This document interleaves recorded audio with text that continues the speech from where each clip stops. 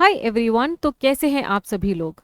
Railways ने अपना वार्षिक कैलेंडर जारी कर दिया है और उस कैलेंडर के हिसाब से जूनियर इंजीनियर्स आरआरबी जेई की परीक्षा 2024 में होनी निश्चित है।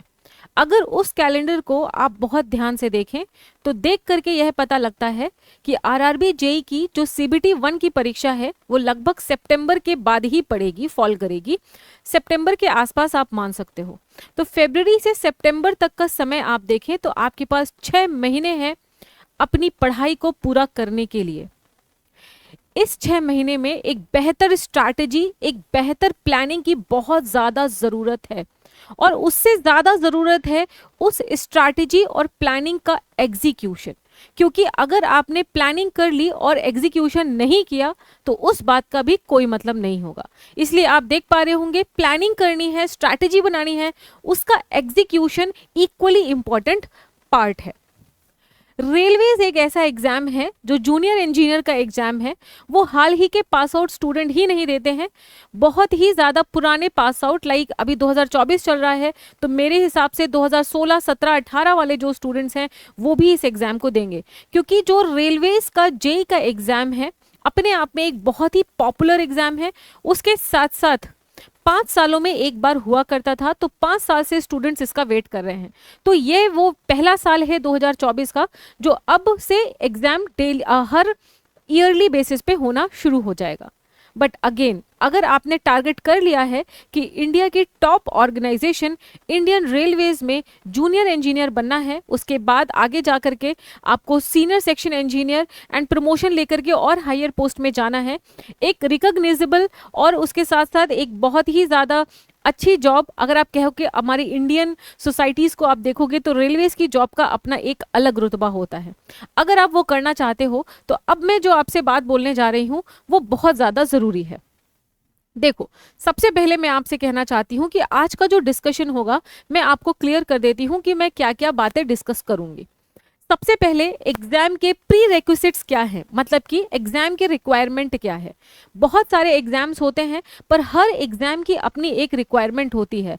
अगर आप ब्लाइंड फोल्डेडली बिना एग्जाम के रिक्वायरमेंट को समझे, प्री रिक्विजिट भैया इस एग्जाम की रिक्वायरमेंट क्या है इस बात को समझे, आप आगे बढ़ेंगे तो आपको असफलता देखने को मिल सकती है। तो सबसे पहले ये ज़रूरी है कि आप जब एग्जाम की प्रिपरेशन कर रहे हैं तो ये जाने कि भैया एग्जाम की रिक्वायरमेंट क्या है। तो सबसे पहले मैं एग्जाम के रिक्वायरमेंट के बारे में बात करूंगी, उसके बाद मैं एग्जाम के पैटर्न के बारे में बात करूंगी, एग्जाम पैटर्न के बाद मैं प्रिपरेशन स्ट्रैटेजी क्या होनी चाहिए उसके बारे में बात करूंगी कि ये जो 6 महीने हैं उसमें आपको क्या क्या करना चाहिए उसके बारे में बात करूंगी। उसके बाद आता है आपका time table and revision strategy की भी बात करूंगी। ये वीडियो सारे के सारे ब्रांच के स्टूडेंट्स या कैंडिडेट्स के लिए होने वाला है। जैसे कि मैं आपको बता दूं, रेलवेज में बहुत सारे जो ब्रांचेस हैं इंजीनियरिंग की, like mechanical, civil, electrical, electronics and allied branches, बहुत सारी अलीड ब्रांचेस हैं। उन सारी ब्रांचेस को मौका देता है रेलवेज फॉर्म फिलअप करने का, अप्लाई करने का, एंड देन आप वहाँ पर एग्जाम दे करके जूनियर इंजीनियर की जॉब लेते हैं। बट यार, इस वीडियो को स्टार्ट करने के पहले मैं आपको थोड़ा सा डेटा शेयर करना चाहती हूँ 2019 का, ताकि आप ये समझ पाएं कि हर साल जब 5 साल बाद परीक्षा होती है तो उसका क्या सिनेरियो बनता है। देखिए, एक छोटी सी बात बताती हूँ। रेलवे में जब 2019 में पेपर हुआ था, आई होप आप देख पा रहे हैं, ठीक है, 2019 में जब पेपर हुआ था, मैं आपको बता दूं सारी ब्रांचेस मिला करके लगभग 12 से 13 हज़ार सीटें थी, ठीक है, लगभग 12,000 सीट्स, 12,000 प्लस सीट्स थी, है ना, सारी ब्रांचेस को मिला के। अभी मैं बाइफरकेट नहीं कर रही हूँ कि मैकेनिकल में इतनी थी, सिविल में इतनी थी, इलेक्ट्रॉनिक्स में इतनी थी, I am not doing that. But अगर मैं टोटल सिनेरियो की बात करूँ तो यार 12,000 टोटल सीट्स थी, ठीक है। अब अगर आप डेटा उठा के देखेंगे कि कितने नंबर ऑफ कैंडिडेट्स ने अप्लाई किया था, मतलब फॉर्म फिल किया था, ये मैंने गूगल से डेटा निकाला है। मैं आपको बता दूं, गूगल के हिसाब से लगभग 24 लाख स्टूडेंट्स ने, कैंडिडेट्स ने अप्लाई किया था। आप समझ रहे हो, कैंडिडेट्स ने फॉर्म फिलअप किया था, अप्लाई किया था। आप ऐसा भी कह सकते हो 24 लाख फॉर्म्स की एप्लीकेशन रेलवेज को रिसीव हुई थी 2019 में 12,000 सीट्स के लिए। तो आप समझ पा रहे हो, अगर मैं इस पे से आपको ये बताऊं कि भैया कितने नंबर ऑफ स्टूडेंट्स में, कितने नंबर ऑफ कैंडिडेट्स में कितने नंबर ऑफ स्टूडेंट्स का सिलेक्शन हुआ, तो यार सीधा सीधा ना हम इस 12,000 को डिवाइड कर देते हैं 24 लाख से, है ना, 5 जीरो होते हैं, 5 जीरो से डिवाइड कर दो, तो ये 3 से 3 जीरो वैसे ही कट जाएंगे। और आप अगर ध्यान से देखोगे ना तो लगभग मेरे हिसाब से ये 0.005 आएगा। और अगर मैं परसेंटेज की बात करूं तो सिर्फ और सिर्फ 0.5% कैंडिडेट्स को यहाँ पर सीट्स मिली। तो मतलब जितना कैंडिडेट्स यहाँ अप्लाई कर रहा है, सिर्फ और सिर्फ 0.5% सीट्स को, कैंडिडेट्स को सीट्स मिली थी 2019 में, है ना। अब मैं आपको 2024 का सिनेरियो बता देती हूँ। 5 साल से ये वैकेंसी नहीं आई है, 2024 में वैकेंसी आई है। अगर आप एएलपी को देखोगे और अगर आप टेक्नीशियंस को देखोगे तो लगभग 1/5 या 1/3 वैकेंसीज आई हैं। एएलपी में पिछली बार 2019 में लगभग 26,000 आई थी, टेक्नीशियन में भी लगभग बहुत ज़्यादा आई थी। अब जो अगर आप देखोगे 1/5 या 1/3 ही वैकेंसी आ रही हैं, तो इस बार 12,000 वैकेंसी आने की संभावनाएं है नहीं। ऐसा लग रहा है कि इससे कम वैकेंसी आएगी, क्योंकि रेलवेज का कहना है कि हर साल ये पेपर लेंगे। चलो, हर साल पेपर लेने में ये अच्छा है कि अगर आप किसी भी रीज़न वजह से एक साल चूकते हैं तो आपको 5 साल का इंतजार नहीं करना पड़ेगा और आपकी एज खराब नहीं होगी, आप कह सकते हो ओवर एज आप नहीं होंगे, अगले ही साल आपको मौका मिल जाएगा। तो मेरे हिसाब से हर साल पेपर होना ही कैंडिडेट्स के पॉइंट ऑफ व्यू से सबसे अच्छा होता है। 5 साल एक बहुत लंबा वक्त होता है, उसमें अगर आप इंतजार करते हैं तो वो कोई बहुत अच्छी बात नहीं है। तो सबसे पहले यार एग्जाम प्री रिक्विजिट की हम यहाँ पर बात करेंगे। अगर आप लोग मुझे टेलीग्राम में फॉलो नहीं किए हैं तो मीनू मैम PW आप टेलीग्राम में सर्च कर सकते हैं, यहाँ पर आपको मेरी प्रोफाइल मिलेगी और डे टू डे जो मैं अपडेट्स देती रहती हूँ आपको यहीं पर इसी टेलीग्राम पे मिल जाएगा। ठीक है, चलो देखो एग्जाम की रिक्वायरमेंट क्या है यार। अगर आप आरआरबी जेईई एग्जाम की तैयारी करना चाहते हैं, आप किसी भी ब्रांच से हैं, किसी भी बीटेक या आपने डिप्लोमा कर रखा है, आप जिस भी ब्रांच से हैं, सबसे पहले आप प्रीवियस ईयर पेपर खोल करके देखें कि भैया एग्जाम का पैटर्न क्या है, किस टाइप के क्वेश्चंस आते हैं, कौन कौन सा यहाँ पे CBT 1 है, CBT 2 है, डॉक्यूमेंट वेरिफिकेशन हो रहा है या मेडिकल हो रहा है, किस तरीके से एग्जाम का पैटर्न है। उसके बाद सिलेबस कंप्लीशन फ्रॉम बेसिक्स, आपके लिए ये इंपॉर्टेंट है कि आप बेसिक से सिलेबस का कंप्लीशन करो। लेकिन यार इंपॉर्टेंट ये है सिलेबस का कंप्लीशन ऐसा हवाई नहीं होना चाहिए, बहुत ही बेसिक से and according to the syllabus होना चाहिए। अगर आप सिर्फ आरआरबी जेईई की प्रिपरेशन कर रहे हैं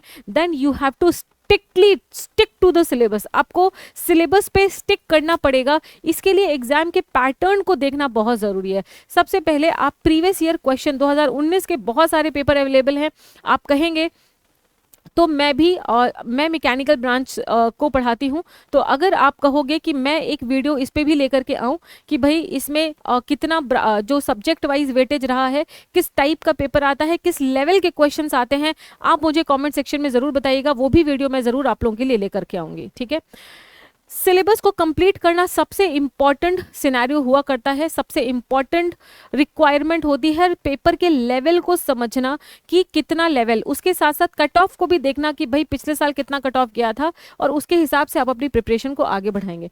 प्रॉब्लम सॉल्विंग, आप जब सिलेबस कंप्लीट कर लेंगे, एग्जाम की रिक्वायरमेंट है कि आप बहुत ज़्यादा अमाउंट ऑफ क्वेश्चन सॉल्व करें, क्वेश्चन से ही प्रैक्टिस बनेगी, क्योंकि इन द एंड आपको एग्जाम में क्वेश्चन ही सॉल्व करना है। तो you have to become a very finest, very finest एक क्वेश्चन सॉल्वर। आपके दिमाग को क्वेश्चन सॉल्व करने में जरा भी तकलीफ नहीं होनी चाहिए, जैसे ही क्वेश्चन दिखे यूं आंसर आना चाहिए। RRB JEE exam is all about that. तो सिलेबस कंप्लीशन के साथ साथ प्रॉब्लम सॉल्विंग पे भी आपको फोकस करना है। उसके बाद आपको प्रीवियस ईयर पेपर की एनालिसिस भी करना है। एक बार जब आप सिलेबस कंप्लीट कर रहे हैं तो प्रीवियस ईयर क्वेश्चन पेपर भी साथ पे खोल के देखते रहना है कि भैया जो सिलेबस मैं पढ़ रहा हूँ वो सिलेबस से क्वेश्चन आ भी रहे हैं या नहीं आ रहे हैं, राइट। तभी आप राइट पाथ में हो। देखो 6 महीना है इस एग्जाम को, डेफिनेटली आप खुद से भी प्रिपरेशन कर सकते हो, आप किसी भी कोचिंग इंस्टीट्यूट में प्रिपरेशन करने जा सकते हो, आपकी किसी भी फैकल्टी से आप पढ़ सकते हो, जिसके साथ आप कंफर्टेबल हो, जिसके साथ आपकी ट्यूनिंग मैच कर रही हो, आप उन फैकल्टीज़ या उन इंस्टीट्यूट से पढ़ सकते हो। पर इंपॉर्टेंट ये है कि जो कुछ भी पढ़ाया जा रहा है क्या उससे आपके क्वेश्चंस मैच कर रहे हैं, उस सिलेबस से क्वेश्चन आए हुए हैं या नहीं आए हुए हैं। अगर आप सेल्फ प्रिपरेशन भी कर रहे हैं तो ये ज़रूरी है आप जो कुछ भी पढ़ रहे हैं वो प्रीवियस ईयर पेपर से मैच कर भी रहा है या नहीं कर रहा है। इसको टैली करने के लिए आप एक सब्जेक्ट का सिलेबस उठाइए, उसको पढ़ना स्टार्ट करिए। अगर आप सेल्फ स्टडी कर रहे हैं और पढ़ने के बाद प्रीवियस ईयर में आप खोल के देखो जो आपने पढ़ा है उससे क्वेश्चन मैच कर रहा है कि नहीं कर रहा है। अगर 90% क्वेश्चन मैच कर रहा है then you are on the right path. उसके बाद सेल्फ टेस्ट एंड एनालिसिस। देखो, खुद का टेस्ट करना बहुत ज़रूरी है। अगर आप अंधा गेम नहीं खेलना चाहते हो तो हर वक्त हर मिनट आपको सेल्फ असेसमेंट करना ही पड़ेगा कि क्या आपके सोच का लेवल बढ़ पा रहा है, क्या आपने जो कंटेंट पढ़ा है वो आपके जीवन का पार्ट बन पा रहा है, क्या आपसे क्वेश्चन बन पा रहे हैं, क्या टेस्ट में मार्क्स आ पा रहे हैं, क्या आप रिवीजन कर रहे हो, आज आपने दिन भर में क्या सीखा, आज वीकली आपने क्या सीखा, पिछला एक हफ्ते में आपने क्या सीखा, पिछले एक महीने से आपने क्या सीखा या पिछले 2 महीने से आपने क्या सीखा। Self assessment is the key. आप अंधी प्रिपरेशन ना करें। अगर आप अंधा गेम नहीं खेलना चाहते हैं तो खुद को हर एक सेकंड पग पग में टेस्ट करते हुए ही अपनी प्रिपरेशन को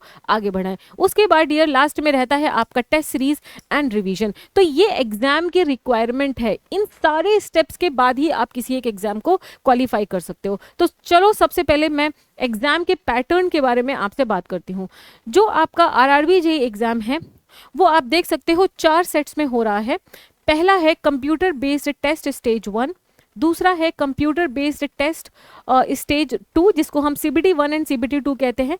बेसिकली आपको जो प्रिपरेशन करनी है वो CBT 1 और CBT 2 की ही करनी है। उसके बाद आपका आता है डॉक्यूमेंट वेरिफिकेशन, और एक बार आपका डॉक्यूमेंट वेरिफिकेशन हो गया उसके बाद आपका एक मेडिकल एग्जामिनेशन भी होगा, देन वो आपको ज्वाइनिंग देंगे। तो ये चारों स्टेप आपको पार करने होते हैं, उसके बाद ही आपका एग्जाम आता है। तो आओ चलो ज़रा सिलेक्शन प्रोसीजर के बाद हम जरा देख लेते हैं कि CBT 1 और CBT 2 में किस तरह के क्वेश्चंस आई मीन टू से क्या क्या सिलेबस आ रहा है।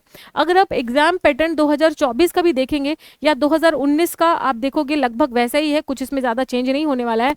मैथमेटिक्स 30 क्वेश्चंस आते हैं, 30 मार्क्स के क्वेश्चंस होते हैं। जनरल अवेयरनेस या रीजनिंग जिसे कहते हैं ये 25 क्वेश्चंस पूछे जाते हैं 25 मार्क्स के।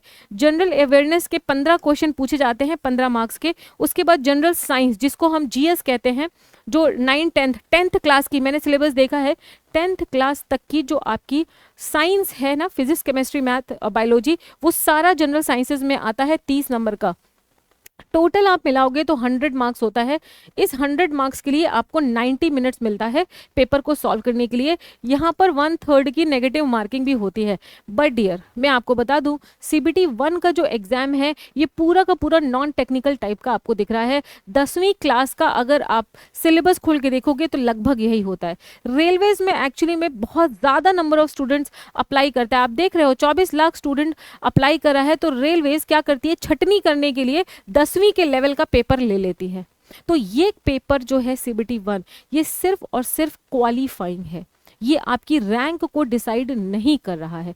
जब आप CBT 1 में कुछ minimum qualifying marks railways define करता है 40% के आसपास होता है जनरल कैंडिडेट्स के लिए अगर आप देखोगे। उसके अलावा कुछ जो ऊपर के स्टूडेंट्स होते हैं या कैंडिडेट्स होते हैं उन्हें वो सेलेक्ट करके CBT 2 में बैठाता है। मैं आपको बता दूं जो आपकी रैंक है वो जो आपको डिपार्टमेंट मिलना है वो आपकी CBT 2 डिसाइड करता है, CBT 1 डिसाइड नहीं करता है। तो आप जो सिलेबस देख रहे हो या जो आई मीन सब्जेक्ट्स देख रहे हो ये सारा आपके 10th क्लास की नॉलेज के ऊपर डिपेंड करता है। लेकिन फिर वही बात है, हम लोग डिप्लोमा बीटेक करे वाले स्टूडेंट हैं तो 10th क्लास तो कब का भूल गया है, तो ये भी पढ़ना ही पड़ जाएगा। समझ रहे हो, ये सारा पढ़ना पड़ जाएगा। मैं आपको एक बहुत ही सटीक स्ट्रैटेजी दूंगी इसके बाद। देखो ये है आपका CBT 2 एग्जाम। CBT 2 एग्जाम आपकी रैंक बनाता है। यहाँ पर जनरल अवेयरनेस 15 क्वेश्चन 15 मार्क्स। आप देखोगे CBT 1 का ये कॉमन है, ठीक है। CBT 1 में जो आपने पढ़ा है वही यहाँ पर चलेगा। फिजिक्स केमिस्ट्री 10th से थोड़ा सा ऊपर लेवल यहाँ पर आती है, लेकिन फिर भी ये CBT 1 से आपकी मैच करती है, मतलब कॉमन है, ये वहाँ पर भी पूछा गया है। ये कुछ अलग है। Basics of computers and applications भी आपका CBT 2 में पूछा जाता है। उसके साथ साथ basics of environment and pollution control भी 10 मार्क्स का पूछा जाता है। देन आता है आपका टेक्निकल एबिलिटी जो 100 मार्क्स के 100 क्वेश्चन पूछे जाते हैं। आप इलेक्ट्रिकल से हो, आप इलेक्ट्रॉनिक से हो, सिविल से हो, मैकेनिकल के हो या अलीड ब्रांचेस, जब नोटिफिकेशन आता है आप उसमें देखोगे railways an number of allied branches वहां पर भर करके देता है। वो सारे के सारे ब्रांचेस में आपने जो कुछ भी पढ़ा है उसका सिलेबस भी रेलवेज देता है। उस सिलेबस से 100 क्वेश्चन पूछे जाते हैं। Let me tell you again, मैं रिपीट करती हूँ, आपकी जो रैंकिंग है, आपका जो डिपार्टमेंट है, वो ये डिसाइड करता है, CBT 2 डिसाइड करता है। तो यहाँ पर बहुत अच्छा स्कोर करना बहुत ज़्यादा ज़रूरी है। CBT 1 अगर आप बहुत लास्ट में भी रह करके, मान लीजिए इन्होंने 50,000 से 1 लाख बच्चों को फॉर एग्जाम्पल चूज़ किया कि वो CBT 2 एग्जाम में बैठेंगे, तो अगर आप 50,000 में से 50,000वां रैंक भी है तो भी चल जाएगा, कोई इशू नहीं है। That is simply qualifying in nature. यहाँ पर भी 1/3 की नेगेटिव मार्किंग आपको दिखती ही है, ठीक है, 1/3 की नेगेटिव मार्किंग आपको दिखती है। तो अब सवाल ये पैदा होता है CBT 1 CBT 2 इसके बाद मेडिकल वेडिकल होता है, वो सबकी तो खैर प्रिपरेशन आपको करनी होती नहीं है। अब बात ये है कि भाई हम अपना एक स्ट्रैटेजी कैसे बनाएं। 6 महीना है आपके पास, तो आओ चलो मैं फटाफट से यहाँ पर स्ट्रैटेजी की बात करती हूँ। 6 मंथ्स की स्ट्रैटेजी मैं आपको यहाँ पर बताना शुरू करती हूँ। लेट मी टेल यू, आप किसी भी इंस्टीट्यूट में जाओगे या आप सेल्फ प्रिपरेशन कर रहे हो तो वो एक अलग मुद्दा है, आप अपने हिसाब से, या तब भी आप इस स्ट्रैटेजी को फॉलो कर सकते हो, ठीक है। देखो, अगर आप 6 महीने में एग्जाम को क्वालिफाई करना चाह रहे हो तो आपको एक अमाउंट ऑफ टाइम देना पड़ेगा। अगर आप 1 साल में करना चाह रहे हो, अगर आप 2 साल में करना चाह रहे हो, उसके हिसाब से आपके डेली के टाइमिंग यहाँ पर डिसाइड होगी। सबसे पहले मैं यहाँ पर 6 मंथ की स्ट्रैटेजी के बारे में बात करूंगी, ठीक है। 6 मंथ्स में अगर आप एग्जाम को क्वालिफाई करना चाह रहे हो तो आपकी स्ट्रैटेजी क्या होनी चाहिए। लेट मी टेल यू, अगर आप 6 महीने में एग्जाम को क्वालिफाई करना चाह रहे हो तो मेरे हिसाब से लगभग 8 से 10 घंटे मैं मान के चल रही हूँ। वैसे तो मैं 15 घंटे लोगों को बोलती हूँ, पर एक ऐसा सिनेरियो हम यहाँ पर बनाते हैं कि अगर कंसिस्टेंटली भी आप इसको फॉलो करते रहे तब भी आप सिलेक्शन की बहुत पास पहुँच करके सिलेक्शन ले लेंगे, ठीक है। तो यहाँ पर पहले जो 6 मंथ है उसमें मैं मान के चल रही हूँ 10 आवर्स पर आवर की स्टडी आपको चाहिए ही चाहिए, ठीक है। 10 आवर्स पर डे की स्टडी आपको चाहिए। अब आप बोलोगे मैम क्या 2 घंटे पढ़ के नहीं हो सकता है? नहीं बेटा, अगर आप 2 घंटे पढ़ोगे तो 2 साल आपको लगेंगे। मैंने वही बोला, अगर आप 6 महीने की स्ट्रैटेजी बना रहे हो तो 10 घंटे आपको पर डे पढ़ना है। हाँ, अगर आप 1 साल की बना रहे हो तो इसी टाइम को आप डिवाइड कर सकते हो, 5 घंटे कर लो। अगर आप 2 साल कर रहे हो तो हाँ भाई, आप 2 घंटे या 3 घंटे पढ़ के भी निकाल सकते हो। जो लोग RRB JEE की प्रिपरेशन पिछले 5 साल से कर रहे हैं उन लोगों ने अगर 2 घंटे भी पढ़ा होगा तो भी वो इस एग्जाम को निकाल सकते हैं। बट फिलहाल अभी अभी नोटिफिकेशन आया है, कैलेंडर आया है, तो 6 महीने हैं, मैं 6 महीने की स्ट्रैटेजी यहाँ पर आपको बताऊंगी। वैसे मैं एक चीज यहाँ पे क्लियर कर देना चाहती हूँ यार, ये जो स्ट्रैटेजी है ना 6 मंथ्स की, इसको ना मैं 3-4 पार्ट में डिवाइड करना चाहती हूँ। देखो यार, अपने टाइम को हमेशा ही वाइबल तरीके से आपको डिवाइड कर लेना चाहिए। देखो क्या है कि मैं सबसे पहले मंथ की स्ट्रैटेजी ऐसा करते हैं, 2-2 मंथ में अपनी स्ट्रैटेजी को डिसाइड कर लेते हैं, ठीक है। देखो, 6 महीने को मैं 2-2 महीने के स्लॉट्स में डिसाइड कर लेती हूँ।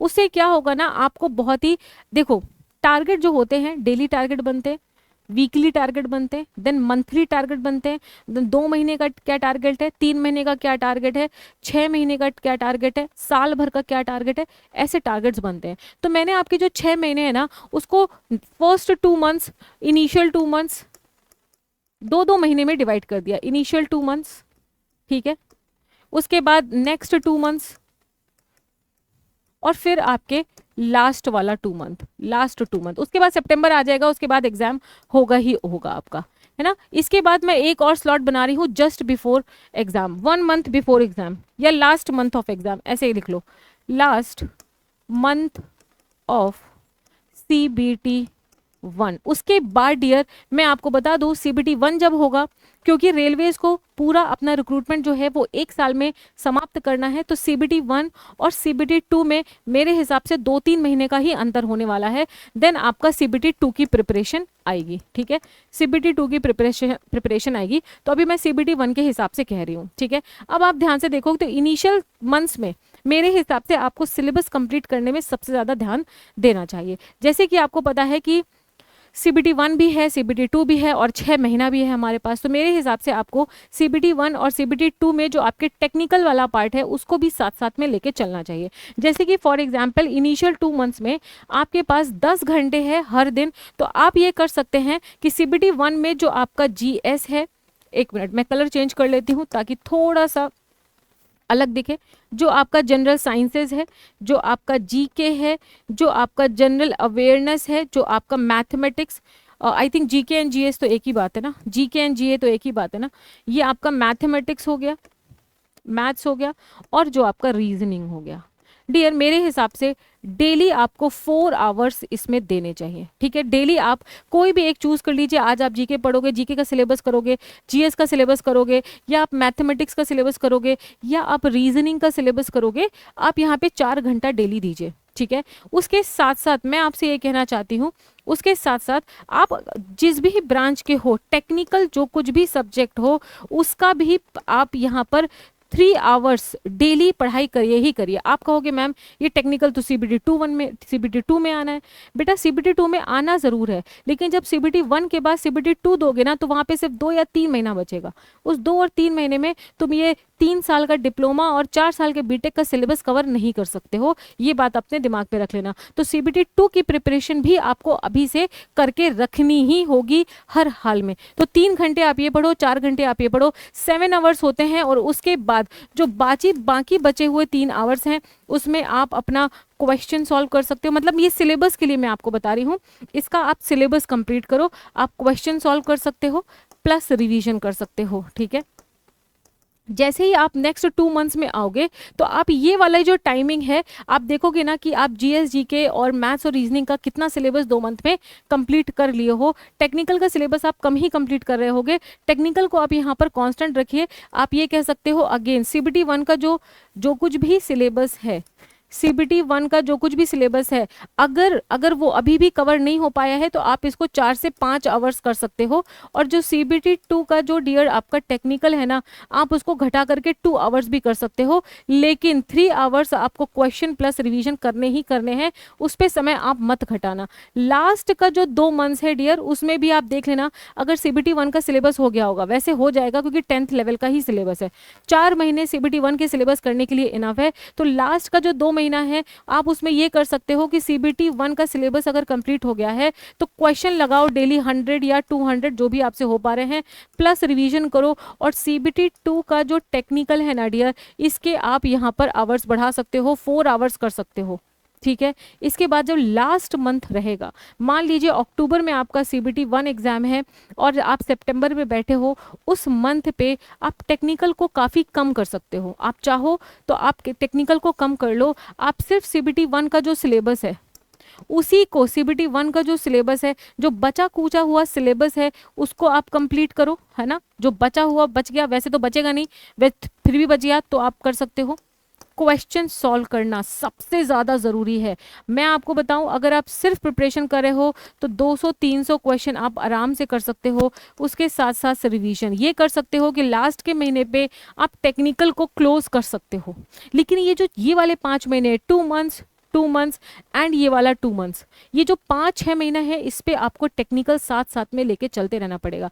भले ही आप उतना रिवीजन ना कर रहे हो टेक्निकल का, लेकिन टेक्निकल को पूरी तरीके से छोड़ देना, जो कि आपका रैंक डिसाइडिंग है, वो यहाँ पे डिजायरेबल सिचुएशन नहीं है डियर। यहाँ तक आते आते एटलीस्ट सीबीटी 1 एग्जाम तक आते आते एटलीस्ट 70 से 80% आपका सीबीटी 2 का टेक्निकल का जो सिलेबस है वो कंप्लीट हो जाना चाहिए। जब सीबीटी 1 हो जाए, तो जब सीबीटी 2 का बचे, तो लेफ्ट आउट जो भी सिलेबस है टेक्निकल का, डियर आप टेक्निकल का सिलेबस कंप्लीट करिए, 2 आवर्स दे दीजिए, 3 आवर्स दे दीजिए। उसके अलावा सिर्फ और सिर्फ रिवीजन प्लस क्वेश्चन होना चाहिए। मतलब मेरे कहने का सीबीटी 1 और सीबीटी 2 के बीच का जो समय है, 2-3 महीने का जो भी आपको समय मिलेगा, उसमें बचा हुआ 20% 30% जो भी सिलेबस है, आपको वो करना है। उसके साथ साथ मैक्सिमम अमाउंट ऑफ टाइम सिर्फ question solving, revision and test series में देना है, क्योंकि यही आपका रैंक को डिसाइड करेगा। जितना ज़्यादा क्वेश्चन सॉल्व करोगे, जितना ज़्यादा बार रिविजन करोगे, उतना ज़्यादा अच्छी रैंक, उतना ज़्यादा अच्छा आप एग्जाम में परफॉर्म करोगे। तो ये रही आप लोगों के 6 महीने की preparation strategy CBT 1 and CBT 2 तक की। इसके बाद डियर सबसे इंपॉर्टेंट ये है कि प्रिपरेशन स्ट्रैटेजी हो गई है, एक पेज एक्स्ट्रा एडेड है।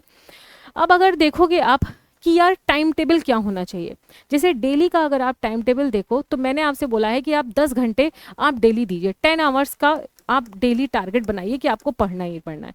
आपका जो टाइम टेबल है मेरे हिसाब से स्लॉट्स में डिवाइड होना चाहिए, मॉर्निंग, ठीक है, आफ्टरनून एंड देन इवनिंग, ठीक है। देखो जो टाइम टेबल है डियर वो आप अपने हिसाब से बना सकते हो, हर इंसान का अपना टाइम टेबल होता है, बट ये मैं एक सूटेबल जनरल टाइम टेबल आपको यहाँ पर बता रही हूँ। आप देखो मॉर्निंग में आप बेसिकली बिल्कुल फ्रेश दिमाग रहता है, आपका दिमाग बहुत फास्ट चल रहा होता है, आप ज़्यादा अच्छे से सोच पाते हो। तो मैं यही कहूँगी अपने प्रोटीन के कंटेंट को पूरा करते हुए, क्योंकि दिमाग को बहुत अच्छे से रन कराने के लिए प्रोटीन का कंटेंट बहुत ज़रूरी है। अच्छा ब्रेकफास्ट करने के बाद मैं ये कहूँगी कि फ्रेश माइंड से आप बिल्कुल फ्रेश माइंड से कुछ भी न्यू सिलेबस को कंप्लीट किया करिए। ये शुरुआत के 2 महीना मतलब शुरुआत के मंथ्स के लिए मैं ये बात बोल रही हूँ, ठीक है।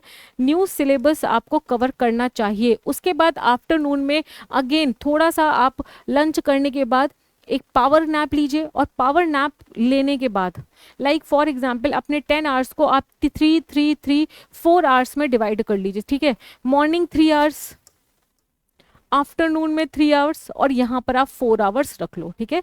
ये भी आपका लगभग उतना आपका दिमाग और बॉडी थकी नहीं होती है, तो भी आप यहाँ पर सिलेबस कंप्लीट कर सकते हो। फॉर एग्जांपल यहाँ पर आप CBT 1 का सिलेबस रख लीजिए, यहाँ पर आप CBT 2 का सिलेबस रख लीजिए और कंप्लीट करिए। एंड इवनिंग में डियर, क्योंकि आपकी बॉडी थक जाती है, बहुत ज़्यादा बार नई चीज़ें आपकी बॉडी ग्रास्प नहीं कर पाती है अनटिल एंड अनलेस आपने इवनिंग में बहुत अच्छा सा नैप नहीं लिया हो, तो बॉडी यूजली थक जाती है। बहुत सारे लोगों का सिर दर्द होने लगता है, वो ड्रेन्ड हो जाता है। तो ड्रेन्ड स्टेट में आपको कोई नया काम नहीं करना चाहिए, क्योंकि अगर आप कोई नया काम करोगे तो वो आपको एक इफेक्टिव रिजल्ट नहीं देगा। तो इवनिंग का टाइम मैं हमेशा रिवीजन के लिए ही रखती हूँ, प्लस क्वेश्चंस का टाइम आप ऊपर भी एडजस्ट कर सकते हो। लेकिन रात में जब डेली आप खुद से पूछोगे कि आज मैंने दिन भर क्या पढ़ा, ये नया पढ़ा, ये नया पढ़ा, और जो कुछ भी पढ़ा वो शाम में रिवाइज किया, उसी के क्वेश्चन भी सॉल्व कर लिए, और उसी का सोचते सोचते कि आज ये पढ़ा,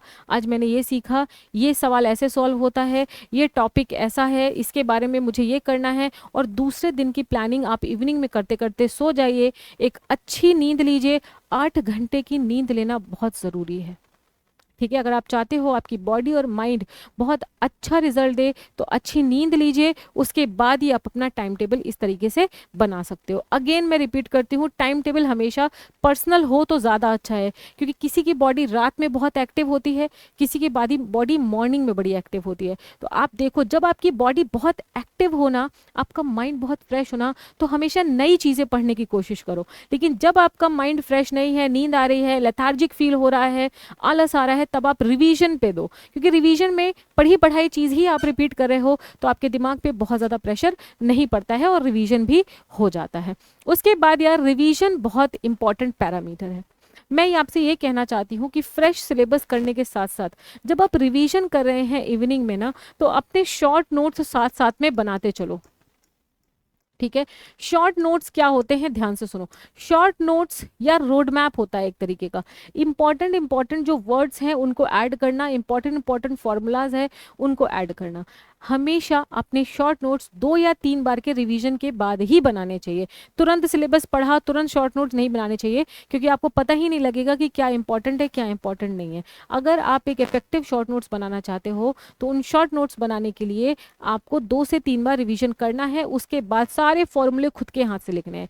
बहुत सारे ऐसे कैंडिडेट्स हैं जो दिन में 10 मैसेज करते हैं टेलीग्राम में कि मैम अपने शॉर्ट नोट्स दे दो। भैया मैं हमेशा कहती हूँ, किसी और के शॉर्ट नोट्स को यूज़ करने का कोई मतलब नहीं है। शॉर्ट नोट्स आपके दिमाग को कनेक्ट करने की एक की होती है, जो अगर आप खुद बनाते हो वही सबसे बेस्ट होता है। किसी और के शॉर्ट नोट्स यूज़ मत करिए। अपने हाथ से ही अपने जो फॉर्मूले हैं, इंपॉर्टेंट बातें हैं, खुद से लिखिए, मेहनत करिए, जी तोड़ मेहनत करिए, पर अपने शॉर्ट नोट्स खुद बनाइए। उसके साथ साथ जब आप क्वेश्चन सॉल्व कर रहे हैं, तो आप एक मिस्टेक कॉपी भी बनाओ। ये मिस्टेक कॉपी क्या होती है, ये मेरा एक पर्सनल सजेशन है, मैं हमेशा करती थी, मैंने भी बहुत सारे एग्जाम क्वालिफाई किए हैं।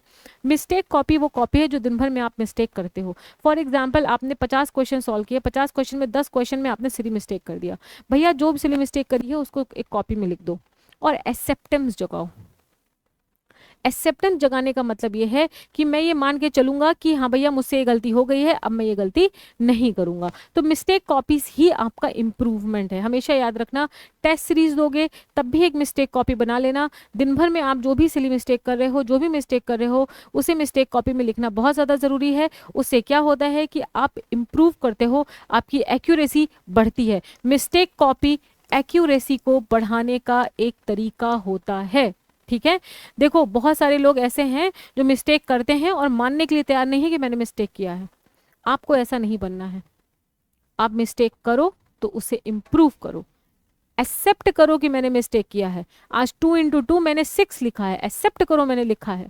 ऐसा बहुत बार होता है, जब आपका दिमाग परेशान होता है 2 गुणा 2 आप 6 लिख देते हो, तो ये एक सिली मिस्टेक है। आप अपनी मिस्टेक कॉपी में मेंशन करो और फिर उसको सुधारने की कोशिश करो। ठीक है, तो डियर ऑल, ये आप लोग कह सकते हो, देखो ये मैकेनिकल के लिए मैं किसी और समय पे इसको डिस्कस करूंगी। आप कह सकते हो ये वीडियो आपके लिए था, 6 महीने की प्रिपरेशन स्ट्रैटेजी के लिए था। आप मुझे इस टेलीग्राम ग्रुप में ज्वाइन कर सकते हो। उसके साथ साथ अगर आप चाहते हो कि मैं एक सब्जेक्ट सिलेबस वाइज जो आपका क्वेश्चन आता है, क्वेश्चन का पैटर्न कैसा होता है और वेटेज कौन सा सब्जेक्ट कितना ज़्यादा आता है मैकेनिकल के लिए, अगर आप चाहते हो मैं वो वीडियो बनाऊँ, कॉमेंट सेक्शन में मुझे ज़रूर बताना। 100+ कॉमेंट्स मिलेंगे, definitely I'll give you that video in next। ठीक है, thank you so much everyone. I hope that आप लोग जी जान और जी तोड़ मेहनत करेंगे और सफल ज़रूर होंगे। Thank you so much.